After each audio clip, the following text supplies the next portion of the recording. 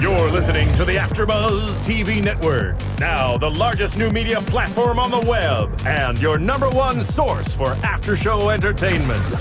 Very good, Gene Johnson.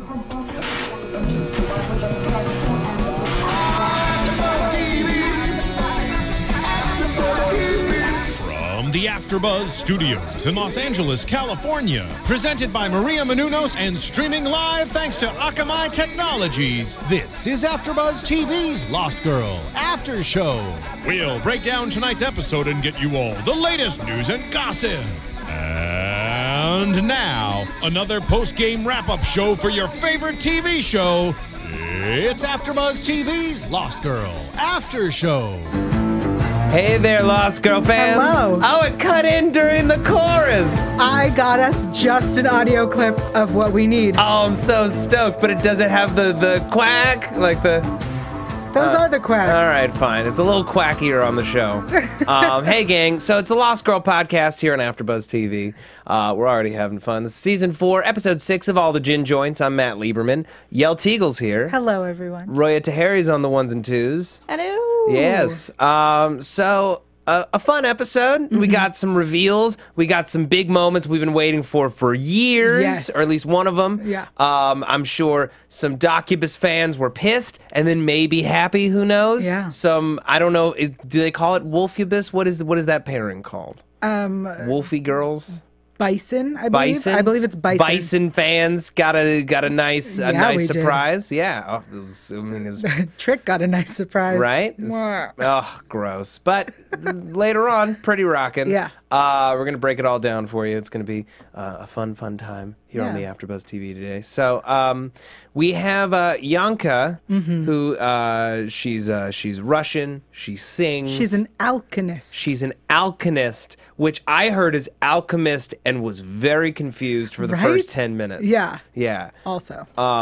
But yeah, she's an alchemist, which is some kind of bird creature with the power of song that is different from a siren or any other type of singing or vocal fae. Yeah, but I think later when we see that she has some history with Hale, I kind of like imagined that they went to like school together. There's a Yeah. school for fae that use their voice. That's I'm my just decision. imagining this like weird fae choir that's just like all these beautiful deadly singers and they go on concerts and then they're also assassins and Yeah. that's a good spin-off series. Oh yeah, I would that. watch the F out of that. It would be like Glee assassins. I would totally watch Glee Assassins. Yeah. Yeah, because they're also like teenage and hormonal, but then they're killing people and they're having like their first time on top of like bloody corpses. Probably not that. Maybe that. Who knows? And big musical numbers. Yeah, and Weekend and Bernie'sing somebody. Yeah. This is a huge tangent, but But we should make that show. yes, Jay Firestone, you listening? Yeah. Okay, we're gonna make this happen. So she is doing this beautiful song for the guy who owns her. For Bamber. He's Bamber. He's a Burak. He's a Burak. He's one of the many Bambers. It's a very old, famous family, rich family. It's up against a rival family. The Camazons. The Camazons. Not the Amazons. No. The Camazons. The Camazons versus the Bambers. They're different types of fae. They don't like each other. Yeah. And they're in conflict over this beautiful alchemist who was briefly stolen by Marcus, who's Yeah. one of the... what is the second one? Camazons. The Camazons. I'm so glad I wrote this down. The Camazons. I was very confused. Oh my god. This episode was a little bit. It wasn't as like streamlined as some of the other episodes we've gotten this season. It felt like that episode that you were a little confused when they went to that beauty shop. Like they're cramming a lot of plot into these Right. episodes. But it's also like the beauty. That's a great example. Yeah. Is that this one? Ianka's storyline was, she's property of the Buraks, and then Buraks. and then she is kidnapped by Marcus, who loves her but is actually kidnapping her to kill the Buraks. But Right. he doesn't love her, but he does love her, and then she's going back and forth, and who owns her? And it's very And then she confusing. sacrifices herself. Yes. So like we invest this whole way. Yeah. And then she's dead. Right. Which is like very, very tragic. But yeah, it's just You're fitting in a lot, and I feel like at some point we can stop introducing new types of Fae and just like let's set some parameters. Let's learn about the ones we have. Learn about the ones we have, because there are a lot of interesting types of Fae. We can use those again. These, these two classes of Fae didn't seem to have any particular powers or gifts other than being rich and being angry. So, they're kind of like Fae without abilities.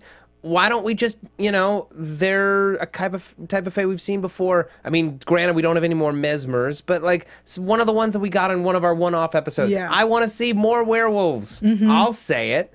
Well, everyone wants to see more werewolves, especially shirtless. Especially shirtless. Yeah. We got a fair dose this week, but we could have had way more. Always. Always more. Yes. I'm greedy. I'm sorry. It's okay. The one thing that confused me is Ianka, they're bird people. Trick says they are bird people, which made me laugh. But why would she be wearing feathers? Like, clearly those feathers came from her. Her or an animal. Right. It would be like someone who is a fox, the animal, wearing a fox like fur jacket. Well, I'll give you one better, okay? Your father, you're both hardy foxmen, okay? And your father falls in battle against a dastardly hunter or some other kind of Fae. What better way to honor your father than to skin him and turn him into a fox fur hoodie that you wear into battle? I see what you're saying. That's what I'm saying. I love it. I think it was to honor her family. It's to honor her family. Members of her family who fell, over the years from singing, the feathers that were left, she pinned to her clothes. Beautiful. Right? I like that. Isn't that nice? That is nice. Thank you. It's the same in the Jewish community. We name our children after our parents. Right. Once they're passed. Yeah, once they're passed. In their honor. Or grandparents, whatever. Right. But I like it. I like it a lot. Okay. But yeah, Thank you. It's a shame that Yanka's dead. I was really, really pleased at her history with Hale and how that would play into the Kenzi Hale drama. Yeah. At this, I was kind of hemming and hawing because I'm like, can they drag this out for any more episodes? But at the same time, I'm like, this is an interesting wrinkle. I guess they can drag it out for more episodes. Which they didn't, and of course we're all super psyched. Yeah. And it was a great moment and a great kiss. He saved her, and then he reveals that she says, "Were you hurt?" And he reveals that he was hurt from the singing, but he played it off like he's all cool. And that's who he is. I hope that plays back into it. I feel like they're gonna just be like, meh. But I hope his does. Injury, you mean? Yeah, because it was he just had a little blood. Yeah. But he seemed fine. He probably lost some brain cells, but no, they're not gonna. That's not gonna be a thing. Nah. No. What I'm most curious about, honestly, and I know we're skipping way ahead. Yeah. But I'm most curious about how they're gonna open the next episode now that Hale and Kenzi are together. Because Bo comes home from her night with Dyson, or was that at her place or his place? It was I don't. Oh, it was at her place. It's at her place. Okay, she's having this night with Dyson. She walks out into the kitchen. This is how I imagine the next episode opening in classic Lost Girl fashion. She yawns and she walks into the kitchen to make something. She's kind of half dressed, whatever. Shock. Yeah.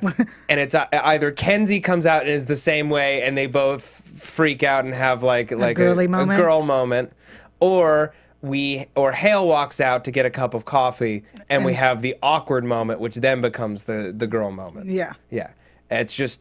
That's the formula of this show. I hope that's what happens. I hope that's what happens too. I'm going to be very disappointed if it's not. I feel like I can imagine you watching it and also having a girl moment. Because they've earned it. Yeah. They've earned it. We waited. They waited. If this was like season 2, I'd still say they earned it because of the amount of chemistry that they have. That's true. Yeah. And because Kenzi's my favorite character on the show, and damn it, she deserves to be happy already. This is crazy. And after they kissed and she took his fedora off of his head. Finally. Yeah. She puts it on herself and she looked so cute. Yeah. She should wear the fedora. She should wear the fedora because it symbolizes who's in charge of this relationship. Her. She wears the fedora in this relationship. Yeah, she does. Do you know what I mean? I do. Ooh, yeah. Okay. So before we move on, anything else with the Yonka thing? I think the idea of this type of fae, this alchemist, is very interesting, and it would be more interesting if like her singing wasn't so similar to like what I thought Tamsin's Valkyrie powers were before they showed the face, or so similar to what Hale does, or like we've had singing or like vocal power fae before. Yeah, I think I like it. I wish she wouldn't have been weak the whole episode. I mean, between every time she sings, she's so weak. And then because she sings the death note in a weakened state, she ends up sacrificing herself and dying. And I was like, you could be a powerful, awesome character. Yeah. Well, here's the thing, and I was having this thought as you were saying that. Like, this is a show known for very strong female characters at their very finest. And why wouldn't they service this character in the same way? What I think it could say about the show and about femininity in general is that you can be strong even when you do not have the greatest health, when you have limitations, you know, to protect the people around her and protect the Bambers, and to also get her revenge, you know, knowing that it would kill her. You know, she used her last moments to try to correct a great wrong. Yeah. And that there is a strength in that. I see what you're saying. Yeah. I'll allow it. Okay, great. That's my favorite moments on this podcast, when you allow me anything. I wear the fedora in this You wear the fedora in this. I do not even dream of wearing the fedora. Excellent. I know my place here. I really also, I felt like the Yonka storyline, it seemed at first very plot filler-y. Yeah. At first I was like, oh, another filler It's episode. like another case of the week episode. Yeah. Except, I mean, the only interesting wrinkle was Yonka comes to Bo because she says that Bo told her to find her. Right. And Bo not remembering any of this. It makes it very interesting. We want to know why she sent Yonka. Yeah. And then she must have known that her memories would go. And I think that what's really interesting is Yonka says, oh, yeah, you said you wouldn't remember. You told me to come and that you wouldn't remember, and to tell you to look in your knife. And she opens her knife, and there's that nice little piece of paper where she wrote on it herself. Yeah. And I did not write down what But it was she basically, wrote. it was like, Yonka, yeah, you promised her her freedom. Yeah. She will come to you. Yeah. And it was great, and I feel like they're setting up, here's what's going to happen the rest of this season. You know, we have this mystery. She doesn't remember anything. So throughout the next couple episodes, the rest of the season, we're going to present you with things and go, hey, you set this up to remind yourself. Yeah. It's, it's like Memento. Movie? That's it. It's like Memento. Remember Yes. Sandy Jenkins. Yes. Or Sammy Jenkins. I don't remember. It's been a while since I've seen that movie.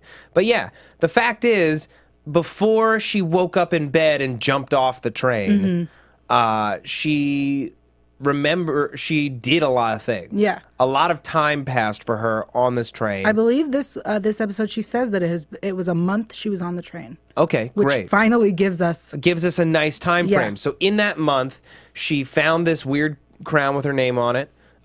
She got marked somehow with this handprint. She became a member of the Dark Fae. Yep. She met Yonka and tried to convince her to leave the service of the Bambers. Yep. And she probably had a lot of experiences with her father and, you know, fits into his plans somehow. Yeah, and that was the other interesting thing, to jump ahead to the end of the episode, when she reveals the mark on her, and she says, it was my father. Yeah. She confirms it. Yeah. Which, maybe I'm the only one. Mind blown. What, that he marked her? That it was her father. Who marked her? Yes. Yeah. I assume that the Wanderer is doing everything. And to me, at this point, because we've been hearing about him for so long, we still haven't seen his face. Every time anything happens, I'm just like, yeah, Wanderer did it. Wanderer did it. It's Wanderer until proven not Wanderer. All right. So when she reveals this handprint on her, I'm like, Wanderer. Because he's the Wanderer. All right, I want to talk really quickly about iTunes, Yes. if I may. You may. All right, thank you.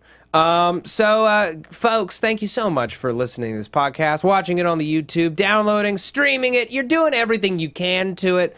I'm sure some people, you know, they have a computer that somehow transcribes it and they're reading it like it's a nice, healthy report, a blog or an interview or something. I'm dying to know how that computer is writing my name. I am dying to know too. I'm assuming it's Yell, but you do spell it later in the podcast, so maybe it retroactively changes it. I doubt it. I doubt it. Computers aren't that smart, and if they were, I'd be terrified. But here's the amazing thing about computers. They have a program called iTunes. It's a really fascinating thing. I don't know if you've seen it. I'm familiar with It's this, really yeah. cool.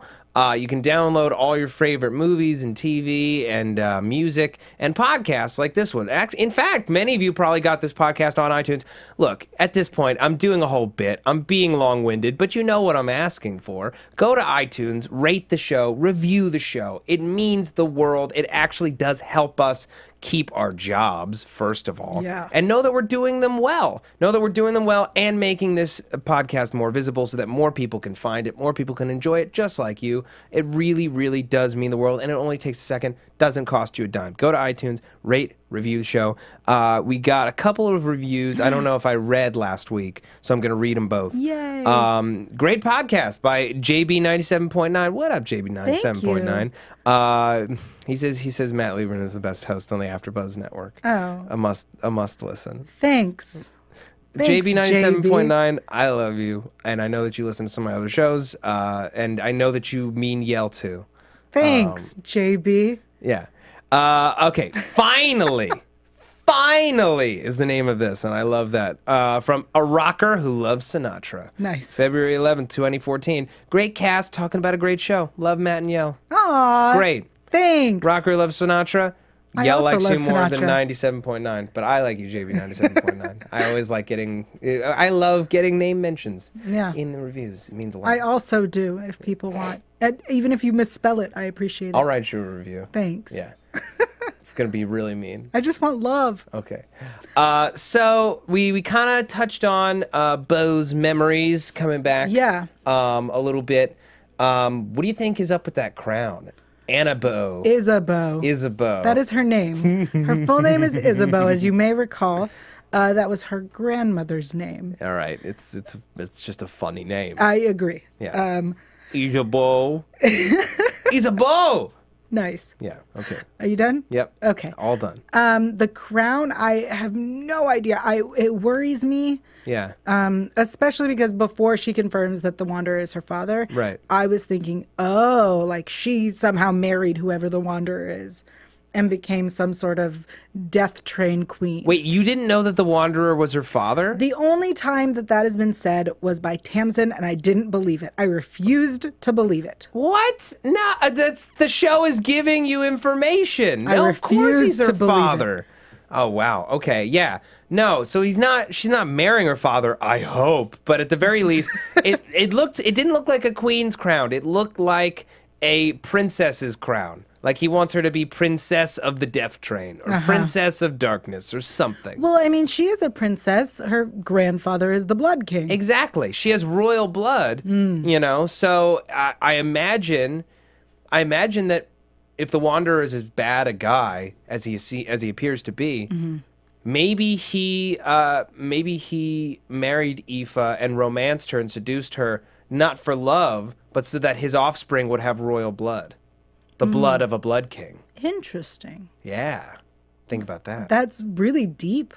I'm just saying. She obviously fits into some sort of larger plot, Right. And he intends to crown her. And the name was written, I assume, years and years and years ago. Right. So I imagine he intended to crown her before she was disappeared. Right. So this is obviously something that's long in the making. The question is the Wanderer Rainer, or is Rainer someone else? And if so, who?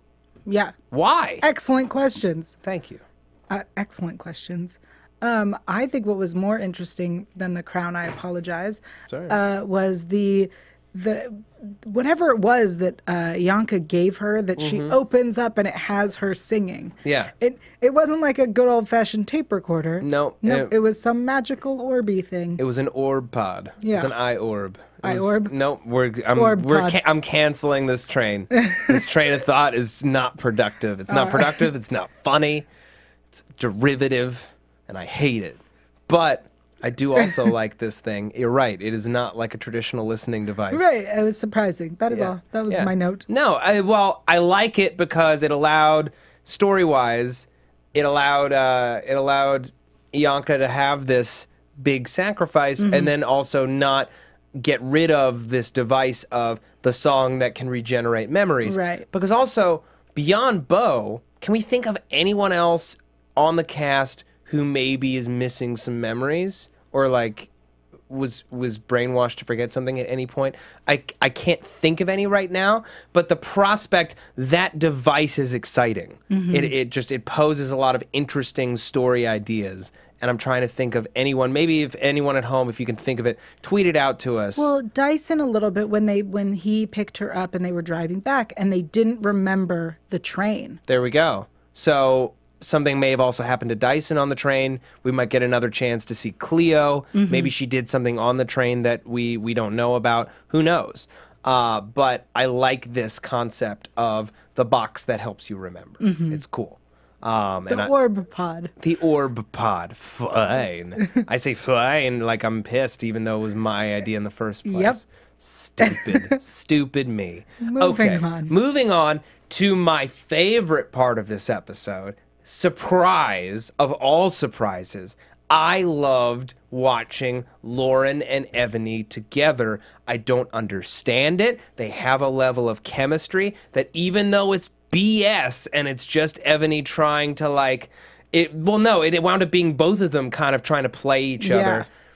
The tension of trying to play each other gave this really nice sexual charge to the whole proceedings. It was amazing. Yeah. It came out of nowhere. I really didn't see it coming and I loved it. Yeah. The one thing I hated more than everything is when Ebony arrives and she's like, well, I brought some za and beer. Za? Za. Za? Za. Really? Yes. Za? This is Lost Girl. If you're looking for dialogue that isn't intentionally cheesy, go elsewhere. Za? Za. That was the worst. Listen, Ebony is thousands of years old. Okay. She's too old to say pizza? No, she's thousands of years old. She wants to remain relevant. She wants to remain hip. She's like those fuddy-duddy parents who are trying to pick up today's lingo, except she's so old, she's still using today's lingo from when it was outdated in the 70s and the 80s. What is that? Was that when za was za was the thing? I don't know if za was a thing before the 80s, but I feel like it was definitely a thing in the 80s. Well, it was in 80s pop culture. If we're going to take a moment to talk about young hip language, the note that Tamsin left for Kenzi, I wrote it. Oh, please read it aloud. Dear Kay, I G to G go Han Solo and all that. I don't know how I got to do this, but YOLO, right? Holla at you soon, Tam Tam. Yeah. Oh, wait, so did Tam Tam take Bruce with her? I assume that she did. That is an assumption we have to make because Bruce is somewhere. Get it, Bruce! That's my boy! Oh, wait, no, she has the mind of a teenager right now, so don't do that, Bruce. That's gross. But, if you wait probably even just a few weeks, she'll be back in her mid-30s, so... Bruce. Yeah, Bruce. Wait a few weeks. Get it, Bruce! In a few weeks, get it!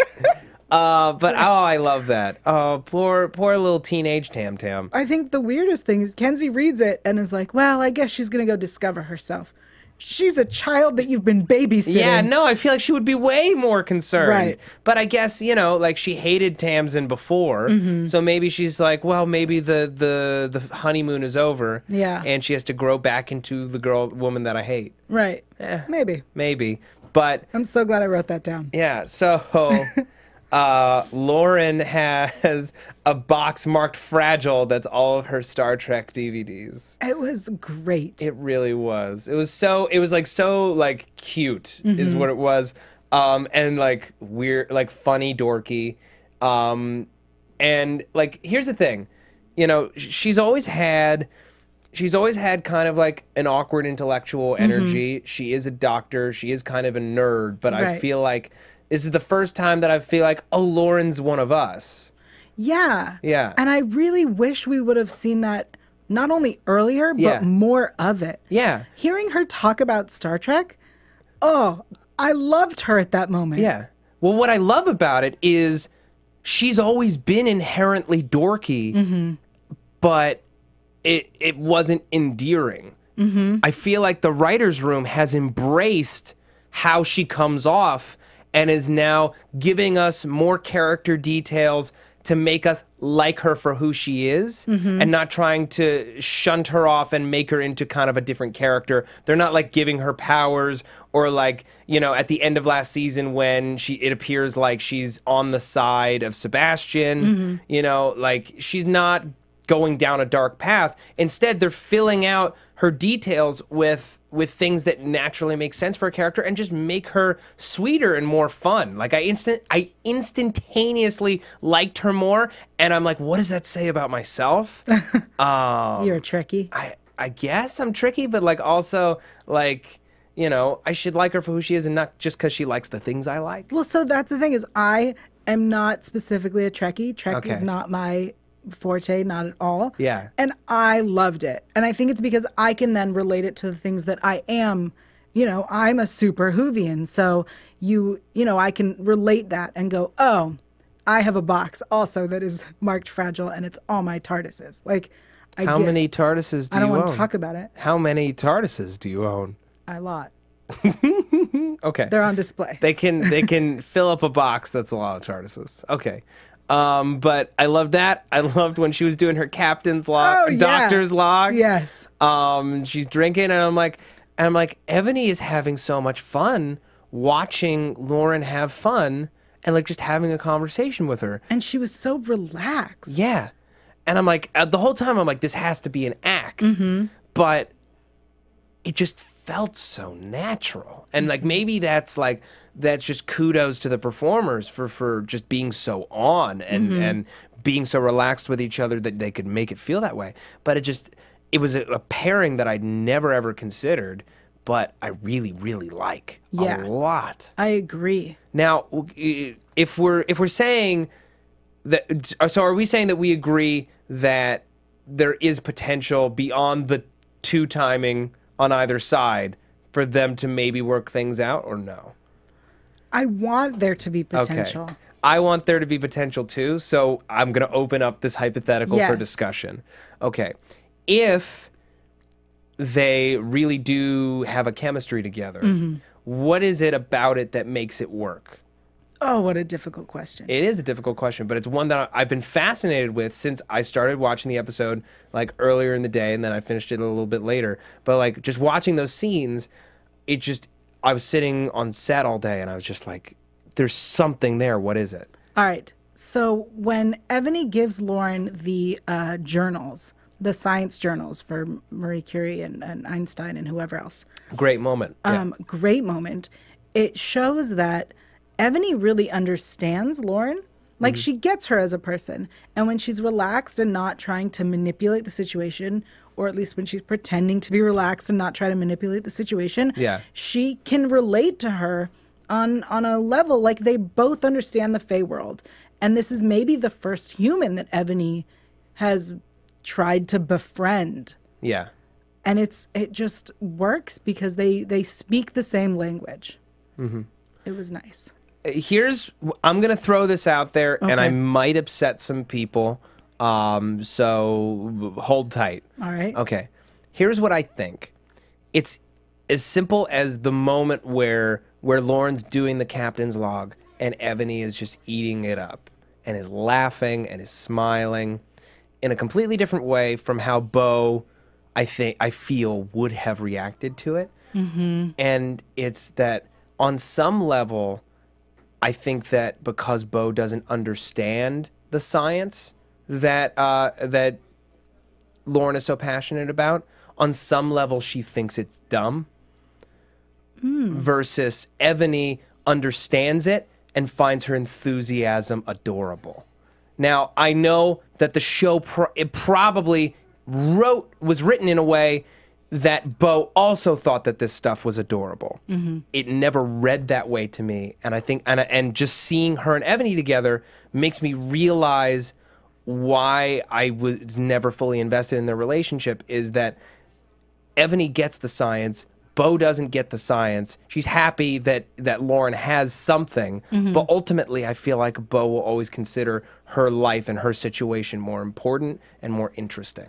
To add on to that just a little bit, I think it might also have to do with the whole Fae universe. Yeah. Ebony is Fae, has been raised Fae, is the Morrigan. Yeah. Lauren has been in the Fae world for so long. She knows the history. She knows what people are and what they can do and what a Morrigan is. Yeah. And so I think that there's also that sort of understanding that Bo doesn't have. She's, the unaligned succubus. She's been hidden her whole life, raised as human. Yeah, even though Bo is Fae, I feel she has less respect for Fae than Lauren does. Yeah. Yeah. I agree. That's a very interesting way to think about them. I feel like that's something we should revisit over the course of the season. I hope that Ebony and Lauren are revisited. I know. So what do you think was going on there at the end, though, when Lauren does her masterful Batman and Robin reveal, where Poison Ivy kisses Robin and he pulls off the plastic lips? What is she trying to do? I have no idea. I was because right before they kiss, Ebony and Lauren are talking, and Lauren says, "I still don't trust you," and Ebony's like, "Good, you shouldn't." And then they kiss, and I knew that there was something up, because I knew it wasn't just a beautiful kiss. Yeah. But I don't know what. I don't know. I have no idea, and I'm very excited. Yeah. No, my big question is Bo in on it or not? I feel like they haven't had an opportunity to really discuss any kind of long-term plan that would require something like that. Maybe it happened in some scenes that we didn't see from last week, but I honestly don't think so. I don't think Bo's involved at all. All right. I think she's going to be upset. Okay, cool. All right, so let's talk about Bo and Dyson. Yes. Right? Getting it. I'm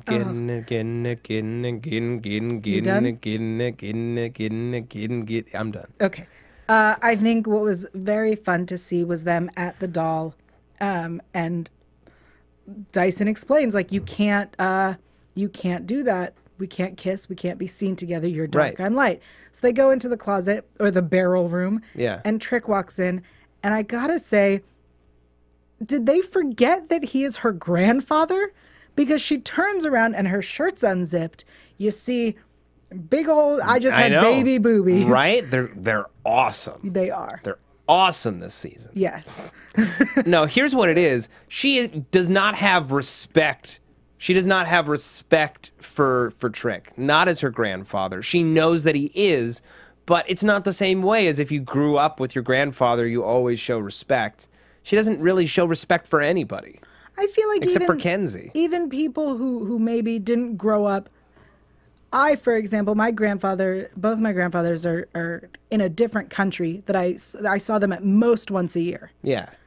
I have so much respect for them. I would never be walking around with a shirt open like that.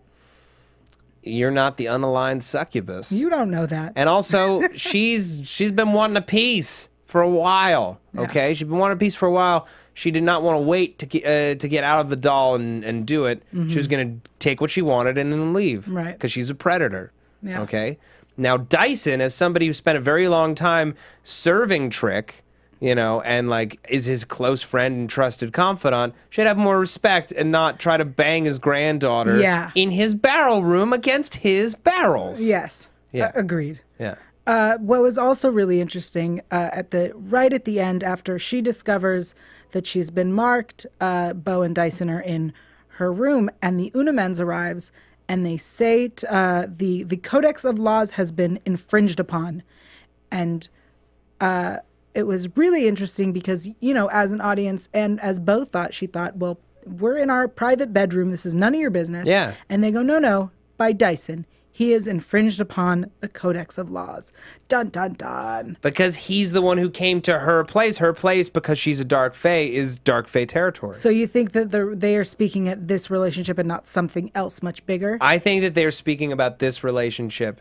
Now, granted, didn't they have a mask set aside for him at the top of the season already anyway? I don't recall. The only masks I remember is the human doctor, the unaligned succubus, whatever they called Kenzi. Okay.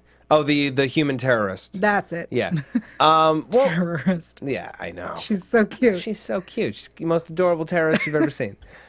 He may still have some things to answer for from the end of last season. He's been kind of busy all season. He hasn't really had an opportunity to come in. So, of course, an inquisition was going to happen at some time. But in terms of breaking the Codex of Laws, him going to her place is a major infraction. Him sleeping with her, major infraction. Yeah. Unfortunately, he didn't get to finish sleeping with her because she got all upset about the handprint and the whatnots. And which is just like, she doesn't have respect for him either. No. She kind of doesn't have respect for anyone. I know. It's her least redeeming quality. She's so empathetic and she treats people well when she's thinking about it. But then if she's not thinking about it, if you're not right in front of Bo, with the exception of Lauren while she was missing, if you're not right in front of Bo, she completely forgets to be kind to you. Well, it even was shown when Yanka was resting and Trick said, "Here, take her some water." And he's like, "Remember, she's weak and she's fragile. So be kind to her." And she walks in, she's like, "I don't remember you." Yeah. She has no tact. Yeah. Is that the word I'm looking for? That is the word you're looking for. Yeah. Yeah. She's not a very gracious person. No. Okay. I feel like we covered just about everything. I'm looking at my notes. Za is written in my notes. Za is written in big old letters. Yeah. Next to Dark Belch, which is a great beer name. Great beer name. And 25% alcohol. 25%. How would she not notice? I'm sorry. I know that the audio peaked when I said that. But how would she not notice how alcoholic it was as she was drinking it? Was she drinking it like teeny sip by teeny sip? Like in micro sips? Or chugging it like shots? No, I don't know. Because then you don't taste it. It just goes down your throat. I get. You don't chug a craft beer. I don't drink beer, so I don't know. You don't chug craft beer. Oh, thank you. Okay? You buy Swill and you chug that. Got it. Yeah. Well, if it's 25%, I would chug it because there's obviously a reason why you're drinking 25% volume alcohol. She didn't know. She didn't know. Oh, I think she did. No, I'm kidding. All right. Okay, let's go into predictions. And now, your AfterBuzz TV predictions. I love the flashing lights. We have flashing lights that go off in here anytime we do the predictions. I'd be really sad if we didn't have them anymore. They're kind of the best part of the job. Yeah. All right. So, Yael, talk to me. All right. I have this weird feeling, for anybody who's seen Sabrina the Teenage Witch, of course. There was the season where she gets her witch's license and family members pop up to give her clues. I feel like the rest of the season is going to be just like that, where people are popping up to give Bo all these clues that she gave herself and set up, just like Yanka. That's probably a very good prediction. Yeah. I'm hoping that there aren't too many more of them and that we just get to it. I don't want to meet the Wanderer in episode 13. I want to meet the Wanderer in episode 8 so that we can have him messing shit up for people for the rest of the season. That's what I would like. But in terms of actual predictions, again, going with my pick for opening scene of next episode. Oh, yeah. Hope that I'm right. Want Hale and Kenzi to be very, very happy. Yeah. I think we're going to see more Hale and Kenzi, obviously. I hope we see more Lauren Evany. I don't know if we will. Dorrigan. That would be Dr. Morgan. No? Nice. Dorrigan. Yeah. I like it. Yeah. And I hope Tamsin comes back soon with Bruce. Yeah. I want to see how Tamsin is progressing with her giant slave. Yeah. The show's so weird. Okay. Yael Tygiel, where can the people find you? The people can find me online at yael.tv. That's YAEL.tv. And on Twitter and Instagram at Yael Tygiel. That's YAELTYGIEL. And here at AfterBuzz on Sundays on Grimm when it comes back, House of Lies. And Sherlock. Sherlock. We do together. We do Sherlock. And what else do I got? Arrow, Tomorrow People. Okay. I think that's enough. Cool. It is. Trust me, you don't want to do too many. You get crazy. Where can the people find you, Matt? Well, if the people really want to find me, and I imagine that they do to tell me that I'm wrong about something, you can find me on Twitter at Matt Lieberman. That's MattLieberman. If you're feeling filthy and gross, you can totally follow me on Instagram. I don't know why you would, but you totally could at Matty Lieberman. It's Matt Y. Lieberman. Here on AfterBuzz TV, Almost Human, Agents of S.H.I.E.L.D., Cougar Town, Justified, Helix, another amazing sci-fi show, and Banshee, and Sherlock, and probably more stuff in the pipe. If you're in LA and you love live comedy, you want to come see some great live comedy, you can see me at the I.O. West Comedy Theater on Hollywood Boulevard, 6366 Hollywood Boulevard, March 9th. It's a Sunday night at 9 p.m. as a member of DJ Fawcett. Also, if you're in the area, we're doing a sketch cage match this week. We just won the first round last night. We got another one coming up on Thursday night at 11 p.m. If you show up, I will buy you a drink, I swear. 11 p.m. 6366 Hollywood Boulevard, Sunday night, DJ Fawcett. Thank you all for joining us, and we will be back next week. Good night. From executive producers Maria Menounos, Kevin Undergaro, Phil Svitek, and the entire AfterBuzz TV staff, we would like to thank you for listening to the AfterBuzz TV network. To watch or listen to other after shows and post comments or questions, be sure to visit AfterBuzzTV.com. I'm Sir Richard Wentworth, and this has been a presentation of AfterBuzz TV. Buzz you later. The views expressed herein are those of the hosts only and do not necessarily reflect the views of AfterBuzz TV or its owners or principals. Thank you for watching AfterBuzz TV on YouTube. For more of your favorite after shows and interviews, subscribe to our channel here, and be sure to share your opinion on the episode in the comment section below here. We'd love to see what you guys are buzzing about. Thanks again. Buzz you later.